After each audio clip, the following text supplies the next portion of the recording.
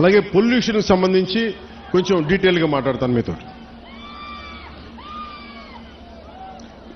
అసలు వాతావరణ కాలుష్యం అనేది ఇది చాలా ఇబ్బందికరమైనది అయిపోయింది. ముఖ్యంగా పరిశ్రమల వల్ల నుంచి వచ్చే విడుదలయ్యే రసాయనాలు కానీ, వాయు కాలుష్యం కానీ, శబ్ద కాలుష్యం కానీ, లేదంటే మనకి నీటి కాలుష్యం కానీ, దానికి సంబంధమైన ప్రతి కాలుష్యం కూడా చాలా ఇబ్బంది పెడతా ఉంది.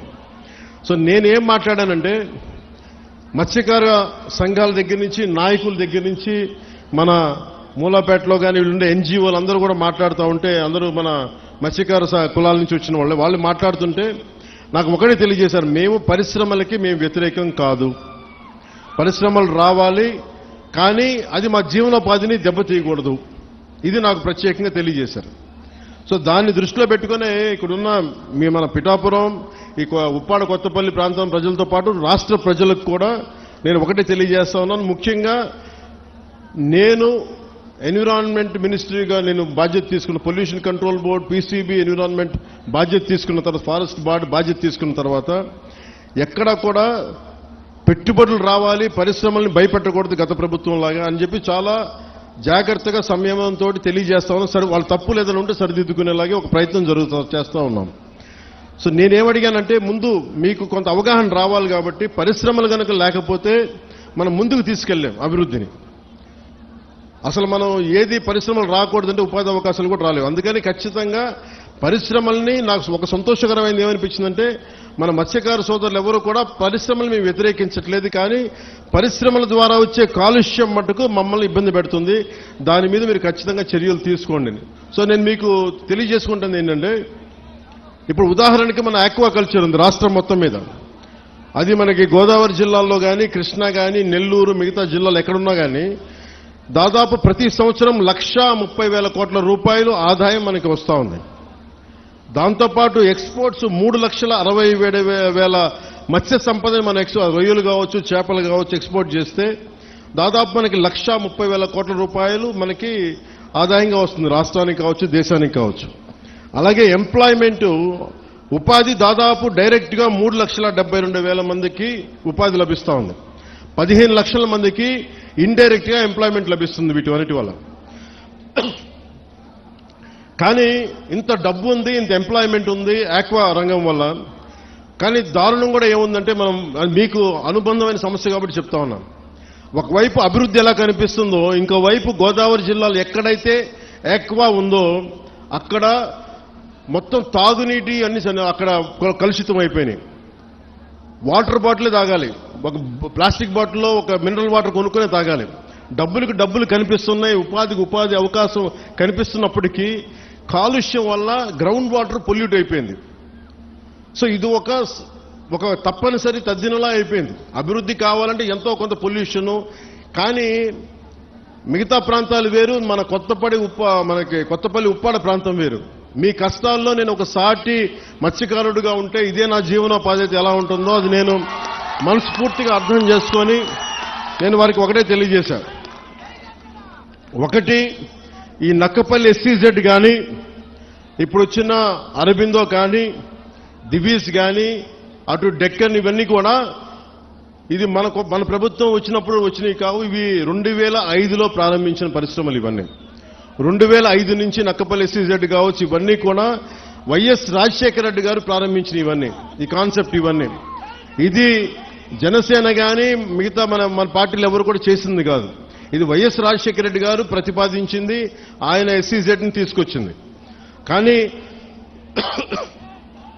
ఇక్కడ సమస్య ఏమొచ్చిందంటే, వ్యర్థాలని శుద్ధి చేయకుండా సముద్రంలో కలిపేస్తున్నారు. తద్వారా ఏం జరుగుతుందంటే మన మత్స్య సంపద దెబ్బతింటా ఉందని. ఇదే కదా. దీనికి నేను ఒక మత్స్యకారుడిగా నా జీవనోపాధి అయితే నేను మీలాగా ఎలా ఆలోచిస్తాను, నేను కూడా అట్లాగే ఆలోచించాను.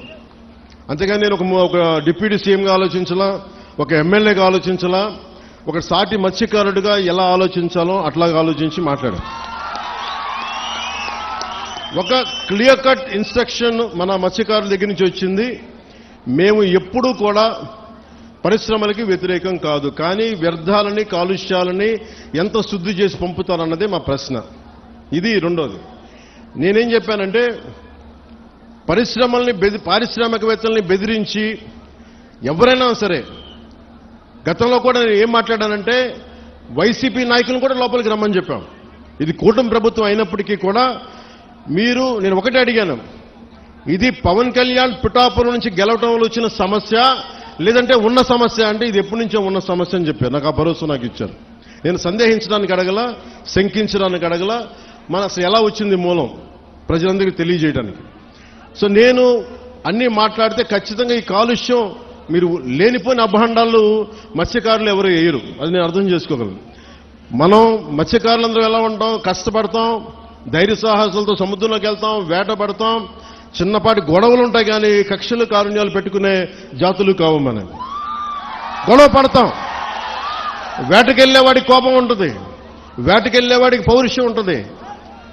అంతేగాని మనం ఎవరిని కూర్చొని ఒకరి పొట్ట కొట్టాలనో ఇంకోటిలో అనుకునేది కాదు. కానీ మన పొట్ట కొడుతుంటే మనకి బాధ ఉంటుంది, మనకి ఆవేదన ఉంటుంది. నేను ఒకటే చెప్పా, సంఘాల నాయకులతో కూర్చొని మాట్లాడుతా అంటే వాళ్ళు ఒకటే చెప్పారు, మేము ఎన్ని చెప్పినా మీరొచ్చి కొత్తపల్లి ఉప్పాడలో మీరు పెడితే తప్ప ఈ మన యువత మాట వినరు, దయచేసి ఈ మాట చెప్పండి అంటే నేను సంఘాల నాయకులందరితో పాటు మత్స్యకారి పెద్దలందరితో పాటు చాలా మంది యువతను అడిగాను. దాదాపు 8-9 మంది యువతతోనే ప్రత్యేకించి అడిగాను. చెప్తే వాళ్ళు చాలా ప్రోగ్రెసివ్గా ఉన్నారు. వాళ్ళు అడిగింది ఏంటంటే, ఒకటి, ఈ వ్యర్థాలని ఎలా శుద్ధి చేస్తారు, శుద్ధి చేస్తే మేము పొల్యూషన్ కంట్రోల్ బోర్డుని మేము ఎలా నమ్మాలి, వాళ్ళేమో చేయట్లేదు అన్నారంటే దానికి నేనేం చెప్పానంటే కలెక్టర్ గారు షణ్మోహన్ గారితో మాట్లాడి నాకు సమయం ఎంత ఇస్తారు ఇవన్నీ చేయడానికి అంటే నేను 3 దఫాలుగా పెట్టుకున్నా. ఈ 3 రోజుల తర్వాత మళ్ళీ నేను ఒక పడవ తీసుకొని మీరు ఎక్కడైతే వ్యర్థాలు వస్తున్నాయో, ఎక్కడైతే మన మత్స్య సంపద నాశనం అయిపోతుందని మీరు చెప్తున్నారో వాటిలో ఒకసారి నేను వెళ్ళి చూస్తాను.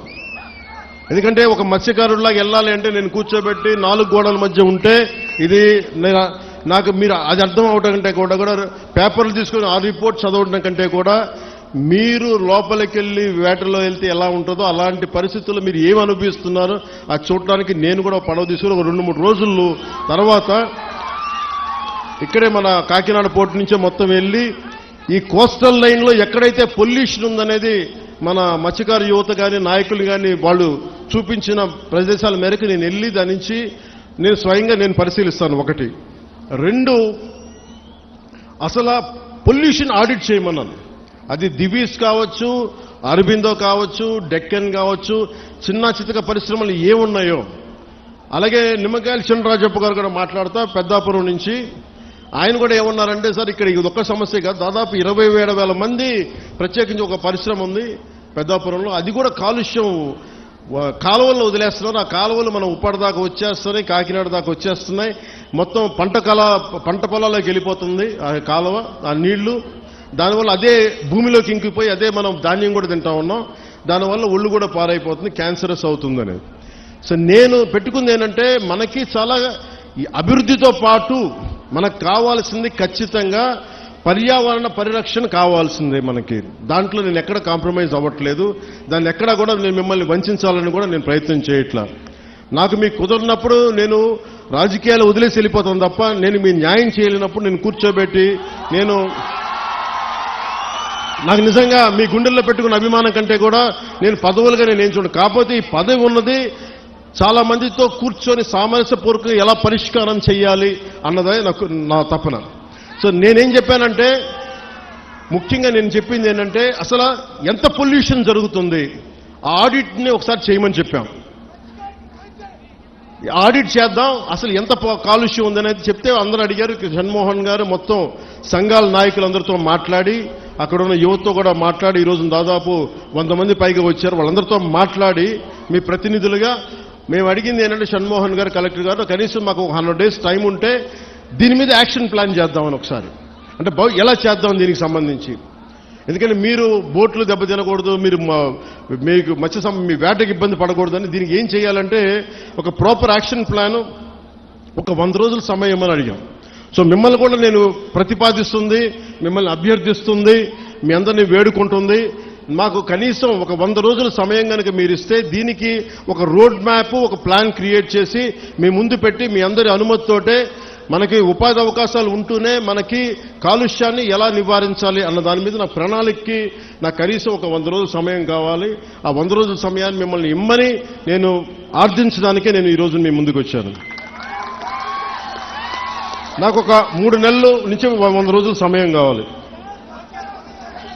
సో మీరు ఆ 100 రోజుల్లోపు నేను ఒక రోడ్ మ్యాప్, ఒక పరిష్కార మార్గం, అవసరమైతే దీన్ని క్యాబినెట్లో మాట్లాడతాం, లేదంటే అసెంబ్లీలో కూడా మాట్లాడి మీకు న్యాయం జరిగేలాగా నేను ముందుకు తీసుకెళ్తాను. మీ అందరికీ నేను మనస్ఫూర్తిగా నేను మీకు తెలియజేసుకున్నాను. సో నాకు 3 నెలల సమయం మిమ్మల్ని, ఇది ప్రజాస్వామ్యం, నేను 4 గోడల మధ్య కూర్చొని నేను అడగట్లా. నాకు ఒక 100 రోజుల సమయం కావాలి. ఏం చేద్దాం చెప్పండి, అవునా కాదా? 100 రోజులు సమయం ఇస్తున్నారా? నాకు ఇస్తున్నారా? 100 రోజులు సమయం ఇస్తున్నారా లేదా నాకు చెప్పాలి. అలా కుదరదు నాకు. ఎందుకు చెప్తా, మీరు 100 రోజుల సమయం ఇవ్వకపోతే, మీరు 100 రోజుల సమయం ప్రాక్టికల్గా మీరు ఆలోచించండి. 100 రోజుల సమయం ఇవ్వకపోతే, ఎందుకంటే రాత్రికి రాత్రి పొల్యూషన్ ఏం జరుగుతుందో మనం ఆడిట్ చేయడానికి కూడా చాలా టైం పడుతుంది. ఆడిట్ చేసిన తర్వాత వ్యర్థాలు ఉన్నాయి అంటే వీళ్ళకి ఎందువల్ల వ్యర్థాలని విడుదల చేస్తున్నారు? ఎందుకంటే మీరు 4 రోజులు ధర్నా చేస్తే 5వ రోజు పరిష్కారం నిజంగా రాదు. ఎందుకంటే దీని వెనక చాలా ఉన్నాయి. పరిశ్రమలు మనం ఇచ్చింది కాదు, వైసీపీ నాయకులు ఇచ్చింది. వైసీపీ నాయకులు ఇచ్చిన పరిశ్రమలు మన కూటమి ప్రభుత్వం వచ్చిన తర్వాత వచ్చిన పరిశ్రమలు కాదు. సో అందుకని అలా అని చెప్పి వాళ్ళలాగా భయపెట్టి పారిశ్రామికవేత్తలను భయపెట్టి పారిపోతే అది దేశపరంగా ఇంకోలాంటి సంకేతాలు వెళ్తాయి, అదో ఇంకో సమస్య ప్రారంభమవుద్ది. సో మేము ఆలోచిస్తుంది వయా మీడియాగా మధ్యలో పొల్యూషన్ రాకుండా, మన మత్స్య సంపద చనిపోకుండా ఎలాంటి పరిష్కారం వెతకాలి.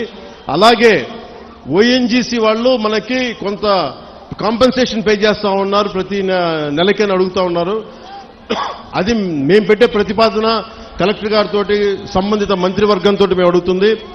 ఈ ఎక్కడైతే ఎఫెక్ట్ అవుతా ఉన్నారో వాళ్ళకి సంబంధించి ఆ పరిశ్రమలు కానీ పారిశ్రామిక యాజమాన్యంతో మాట్లాడి వాళ్ళు ఎంతవరకు చేయగలరు, ఒకవేళ కాంపెన్సేషన్ ఇవ్వగలరా, నెలకి ఇవ్వగలరా, లేదంటే 1 టైం సెటిల్మెంట్ చేయగలరా, ఇవన్నీ మాట్లాడాల్సిన అవసరం ఉంది, మాట్లాడాల్సిన పరిస్థితి ఉంది. అది మీకు అంటే ఇవన్నీ చేయడానికి నాకు కనీసం ఒక 3 నెలలు సమయం కావాలి. 3 నెలల సమయం తర్వాత ఖచ్చితంగా ఒక పరిష్కార మార్గానికి తీసుకొచ్చి, ఇది ఎందుకంటే పిఠాపురం మోడల్, ఈ పొల్యూషన్ మోడల్ రాష్ట్రం అంతా అప్పీల్ అవుతుంది, అప్లై చేయాల్సిన పరిస్థితులు వస్తూ ఉన్నాయి. ఎందుకంటే పరిశ్రమలు రావాలి. ఉదాహరణకి మీకు భీమవరం దగ్గర ఆక్వా పార్క్ ఉంది. ఆక్వా పార్క్ పెడితే ఏం జరిగింది, అక్కడ కూర్చోబెట్టి రాత్రి గొడవలైనవి. కానీ ఆక్వా పార్క్ పోలీసులు ఛార్జ్ చేశారు, కేసులు పెట్టారు, కానీ పరిష్కారం దొరకలా. మనకు అలాంటి పరిస్థితులు రాకూడదు.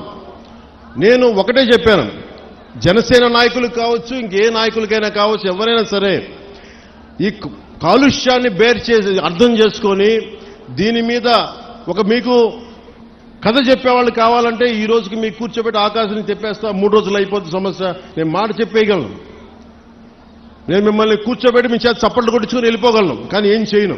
అలా కాకుండా నేను 3 నెలలు ఎందుకు సమయం, 100 రోజుల సమయం ఎందుకు అడుగుతున్నానంటే, చాలా త్రికరణ శుద్ధిగా ఒక మీ సాటి మత్స్యకారుడు ఎంత కష్టపడుతూ అర్థం చేసుకొని దాన్ని ఉద్దేశంలో పెట్టుకొని మాట్లాడుతున్నాను. అందుకని నాకు మీకు ఒకటి చెప్తున్నా, నిజం కురచ బొంకు పొడవ అంటారు. అంటే అబద్ధం చెప్పడానికి ఇంత చెప్తాం, అసలు మీకు మేమేం చేయగలం అని చెప్పట్లా. నిజం మీకు చేస్తానని చెప్తున్నా. మీకేం చెప్పా, మీకు నిలబడతానంటే నిలబడతా. మీకు రోడ్డు ఇక్కడ ఉప్పాడ ప్రొటెక్షన్ వాళ్ళు చేస్తారంటే చేస్తాం. దాన్ని కూర్చోబెట్టి మీరు రేపు నుంచి ప్రతి గంటకి ఏమైంది డేటా అంటే అలా కుదరదు. మీకు నా టర్మ్లో, నా టెన్యూర్లో మీకు చేసి పెడతాను. ఉప్పాడ ప్రొటెక్షన్ వాల్ వచ్చి తీరుతుంది. అలాగే అది నేను మన అమిత్ షా గారితో, మోడీ గారితో మాట్లాడుకుని తెప్పించగలను. ఇది చాలా మంది సంబంధించిన వ్యక్తులు, పారిశ్రామికవేత్తలు. దీనికి ఎందుకు 100 రోజులు అడుగుతున్నాను చెప్తా మీకు. అన్ని నా చేతుల్లో లేవు. ఇండస్ట్రీస్ మినిస్టర్తో మాట్లాడాలి, ఫిషరీస్ మినిస్టర్తో మాట్లాడాలి, అలాగే కూర్చోబెట్టి మనకి ఏవైతే ఈ షిప్పింగ్ ఇండస్ట్రీ వాళ్ళతో మాట్లాడాలి. అలాగే మనం కూర్చోబెట్టి వాళ్ళు అడుగుతుంది ఇంకోటి ఏంటంటే, మాకు ఎంత డ్యామేజ్ జరుగుతుంది, వాస్తవాలు, దీని పొల్యూషన్ కంట్రోల్ బోర్డుతో కూర్చోవాలి. ఇవన్నీ కూర్చొని చేసే వరకు అందుకు నాకు ఒక చాలా కలెక్టర్ గారు కూడా మీకు షణ్మోహన్ గారు కూడా తెలుసు పాపం ఎంత కష్టపడి చేస్తూ ఉన్నారు మనందరి కోసం, పిఠాపురం అభివృద్ధి కోసం. మన పాడా యాక్ట్ మన చేసాం, మనకి డెవలప్మెంట్ బోర్డు పెట్టాం పిఠాపురంకి. ఇన్ని సంవత్సరాలు ఎప్పుడు జరగల. అందుకని మీరు నా మీద నమ్మకం ఉంచి మీరు రోడ్ల మీదకి వచ్చి మీరు గొడవలు చేస్తే నేను వస్తా, మీరు తిడితే నేను పడతా. మీరు మీ ఇంట్లో కుటుంబ సభ్యుని కాదు ఇంకెవరిని తిడతారు, బయట ఉన్న తిట్టరు కదా. నేను ఎమ్మెల్యే అంటే కూర్చోబెట్టి నేనేదో కిరీటాలు పెట్టుకునే నేనేం లేను. మీరు మాట పడితే భుజాల మీదకి ఎత్తుకున్నప్పుడు నా భుజం మీద దెబ్బ కొడితే నేను భరిస్తాను, ఎందుకంటే మీరు నా కుటుంబం. మీ చేత తిట్లు తింటాం ఇవన్నీ నాకు అవసరమా లేదా నేను ఆలోచించట్లా. నాకు మన మత్స్యకారులంటే ప్రేమ కనుక నేను మాట్లాడుతున్నాను, మన సోదరులంటే ప్రేమ నాకు. కానీ మన జీవనోపాధి దెబ్బ తినకూడదు. జీవనోపాధి ఈ సమతుల్యత కోసం కూటమి ప్రభుత్వం ఒక ఉన్నత స్థాయి కమిటీని కూడా ఏర్పాటు చేసింది. అందుకే నాకు ఆ సమయం ఇవ్వాలని మీకు మనస్ఫూర్తిగా కోరుకుంటూ, కాకపోతే ఒకటి చెప్పాను, పారిశ్రామికవేత్తల్ని ఎవ్వరు కూడా రాజకీయ నాయకులు దయచేసి మీకు న్యాయం చేస్తామని చెప్పి మిమ్మల్ని ఎగదోసి పబ్బం గడుపుకుంటే మీరు దయచేసి అలాంటి వలలో పడగండి. అది రైట్ అవ్వదు. మనం ఏమవుద్ది, పారిశ్రామికవేత్తలు బెదిరిస్తే మీకు పర్మనెంట్ సొల్యూషన్ రాదు. మీ అందరికీ తల 10,000 25,000 పడేసి నాయకుల కింద ఇచ్చేసి చేతులు దులుపుకుని వెళ్ళిపోతాను. నేను అలాంటి చేయడానికి రాలా, అలాంటి నేను చేయను. అవసరమైతే ఉప్పాడులోకి వచ్చి మీ చేత తిట్లు తినడానికి సంసిద్ధంగా ఉంటాను తప్ప నేను అలాంటి బ్యాక్ డోర్ పనులు నేను చేయను. సో అందుకని మీ అందరికీ మీరు నా మీద నమ్మకంతో ఉండండి. నేను మళ్ళీ 2 రోజుల తర్వాత 3 రోజుల తర్వాత కరెక్ట్గా నేను మళ్ళీ వచ్చి ఒకసారి పొల్యూషన్ నేను చూసి మీకు ప్రతి 10 రోజులకు ఒకసారి నేను మీరు ఒక కమిటీని ఏర్పాటు చేయండి. నేను అది అలాగే మత్స్య పరిశ్రమల్లో కూడా స్కిల్ డెవలప్మెంట్ గురించి ఒకటి మాట్లాడమని చెప్పాను. ఉపాధి అవకాశాలు ఇవన్నీ కూడా నేను మాట్లాడతాను. కాకపోతే ఇది ప్రిలిమినరీ మీటింగ్, మొదటి మీటింగ్ ఇది. నేను ఇక్కడికి వచ్చింది, మీరు భయపడకండి, మీ సమస్యని సంపూర్ణంగా అర్థం చేసుకున్నాం. ఒక డిప్యూటీ సీఎంగా కాదు, ఎమ్మెల్యేగా కాదు, మీలో ఒకటిగా నేను ఉన్నాను అని చెప్పడానికి వచ్చాను ఇక్కడికి. అందుకని 3 రోజుల తర్వాత వచ్చి మీకు time to time deputy CM పేషీ నుంచి మీకు మీడియా దగ్గర నుంచి మన నాయకుల కూటమి నాయకుల దగ్గర నుంచి అందరి తరఫున మీకు తెలియజేస్తాం. ఏ మాత్రం మీకు కోపం ఉన్నా తాపం ఉన్నా మీరు దెబ్బలు తినడానికో మీ చేత తిట్లు తినడానికి నేను సంసిద్ధంగా ఉన్నాను. నేను ఎక్కడికి పారిపోను, ఇక్కడే ఉంటాను. ఇది మన నేల, ఇది మన ఊరిది, మనం ఎక్కడికి పారిపో, ఇక్కడే ఉంటాం. సో మనస్ఫూర్తిగా మీ అందరికీ ఈ భరోసాతోటి మీరు నాకు ఒక 3 నెలలు సమయం ఇవ్వండి. మళ్ళీ 10 రోజులు ఇంకొక 2-3 రోజుల తర్వాత మళ్ళీ వచ్చి మొత్తం తిరుగుతాను తెలియజేసుకుంటూ సెలవు తీసుకున్నాను. జై జనసేన, జై హింద్.